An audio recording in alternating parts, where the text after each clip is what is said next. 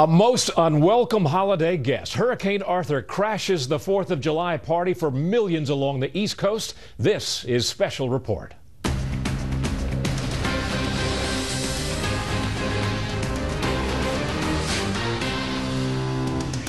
Good evening. I'm Doug McKelway in for Brett Baer. The governor of North Carolina is warning people thinking about riding out Hurricane Arthur, don't put your stupid hat on.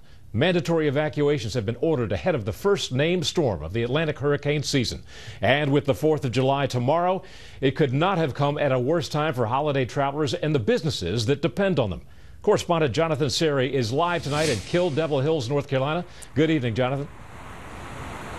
Good evening, Doug. Over my shoulder, you can see the first dark storm clouds just now beginning to approach. But for most of the day, we had bright sun, which was drawing thousands of people out to the beaches. But local officials have been warning people to play it safe out in the waves because these conditions can be deceptively calm. Sunshine drew people back to the beaches of the Outer Banks, but with Hurricane Arthur just hours away, North Carolina's governor urged residents and visitors to play it safe. Don't put your stupid hat on. Usually most injuries occur right before a storm or right after a storm. So especially on the coastal area, we want to make sure people don't try out the great waves right before the storm comes. Rip currents cause the vast majority of our rescues, and when that increased push of water coming in, the threat level will increase. Dare County authorities called for a mandatory evacuation of Hatteras Island as forecasters tracking the storm warned that Arthur showed signs of strengthening.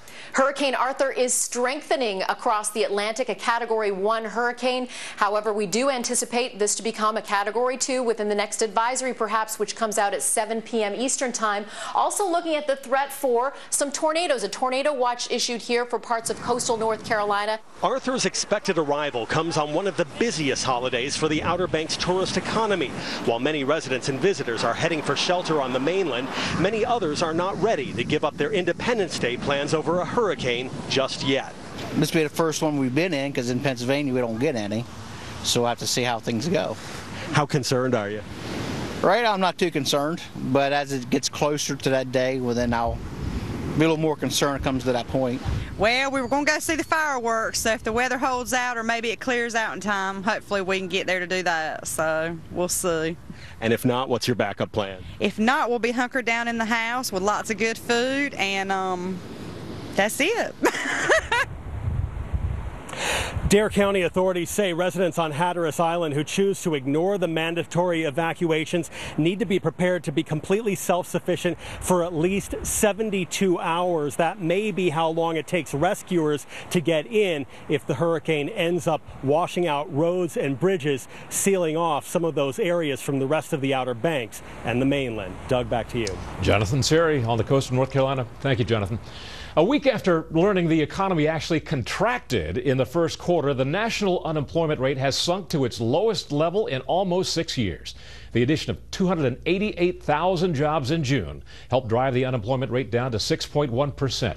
Chief White House correspondent Ed Henry reports that while the news has President Obama celebrating, a closer look suggests a more complicated picture. Visiting an incubator for startup companies known as 1776 on the eve of Independence Day, President Obama was cheerleading the economy. We've now seen the fastest job growth in the United States in the first half of the year since 1999. Digging deeper, though, the labor participation rate is stuck at 62.8% for the third straight month, the lowest level since February 1978.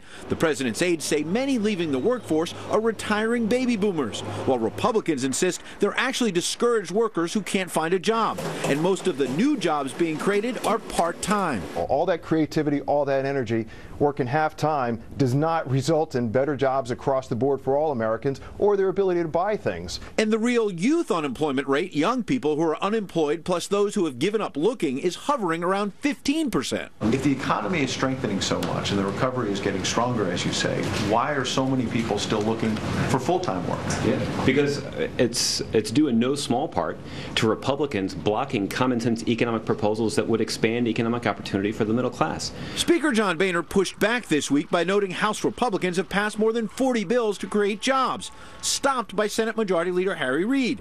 And after the president attacked Boehner's plan to file a lawsuit to prevent more executive orders, So sue me. Boehner said the public, quote, didn't hear any solutions to America's jobs gap. Instead, all they got was a stand-up routine. Republicans today also questioned whether the president will add self-inflicted wounds to the economy by suggesting on American public media's Marketplace program that he may crack down on banks again. We have to continue to see how can we rebalance the economy sensibly so that we have a banking system that is doing what it's supposed to be doing to grow the real economy, but not a situation in which, we continue to see a lot of these banks take big risks because the profit incentive and the bonus incentive is there for them. White House spokesman Josh Earnest appeared to walk that back after the financial industry noted it had already endured major reforms on risk and bonuses under the Dodd-Frank law. He wasn't referring to any specific regulation or law that he had in mind. Now, one top industry official, Rob Nichols of the Financial Services Forum, tells Fox tonight that major reform is not needed. Nichols claiming that U.S. banks are, quote, safer, sounder, more secure, as well as more transparent than ever. Doug?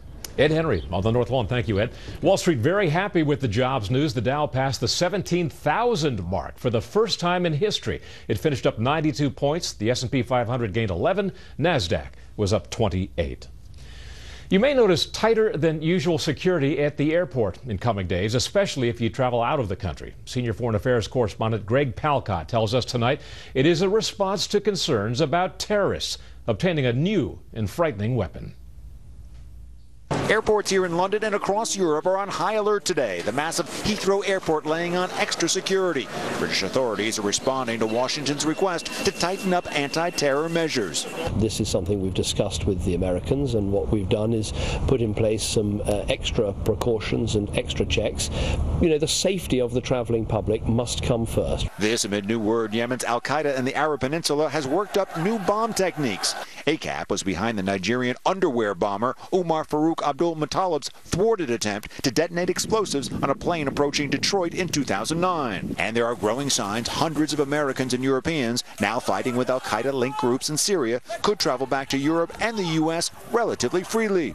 We know there are people trying to make more creative types of bombs in Yemen. We also know that there are increasing numbers of British, American and other European countries fighters going out to Syria, and the two appear to have married. The fear is terrorists have a bomb which can be implanted in the body and avoid detection security devices. Some experts aren't sure. It is very difficult to develop a bomb or components of a bomb that cannot be detected by the current technology deployed. Officials caution the warnings are not related to a specific plot or the 4th of July weekend.